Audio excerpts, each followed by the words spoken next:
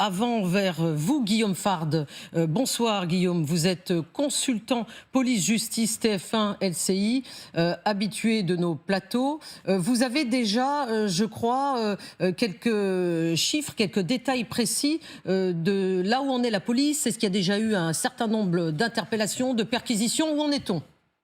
Alors, moi, j'ai pas de chiffre précis d'interpellation. En revanche, j'ai, comme beaucoup, des contacts avec des policiers engagés ce soir à Paris, quelques remontées de terrain. Et ce qui ressort, c'est que déjà la situation est assez délicate, hein. C'est-à-dire que il y a plusieurs points qui sont des points de crispation dans le quartier de Châtelet-Léal, aux abords du Parc des Princes, ça a été rappelé, dans le quartier des Champs-Élysées, aux abords du commissariat du 8e arrondissement, qui se situe au niveau du Grand Palais, dans le 8e arrondissement de Paris, où il y a eu là aussi des tensions, des échauffourées.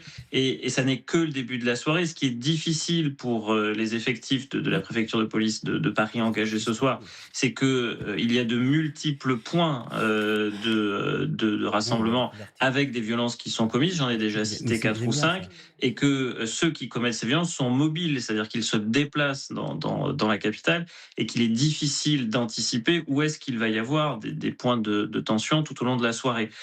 Face à cela, la préfecture de police, et Alexandra Guillet le rappelait, a sensiblement augmenté ses effectifs par rapport à l'année dernière à la même date, c'est-à-dire plus 50% d'augmentation. On est passé de un peu plus de 5000 policiers engagés à 8000, avec un pari qui est celui non seulement de la mobilité, mais de l'interpellation. Et l'analyse que moi je fais à ce stade, c'est que ce qui va être véritablement déterminant, c'est la capacité des effectifs engagés à interpeller tout au long de la soirée, pour une raison très simple, hein. Plus vous interpellez, plus vous sortez des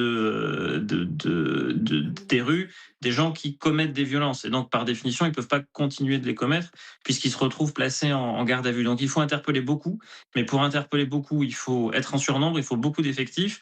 Et le défi, c'est le défi de la mobilité, parce que vous êtes face à des gens qui se rassemblent à un endroit, commettent des violences, repartent à un autre. Et ça risque d'être ce jeu-là toute une partie de la soirée, voire même une partie de la nuit, hein. D'accord, merci beaucoup Guillaume Fard, bien sûr.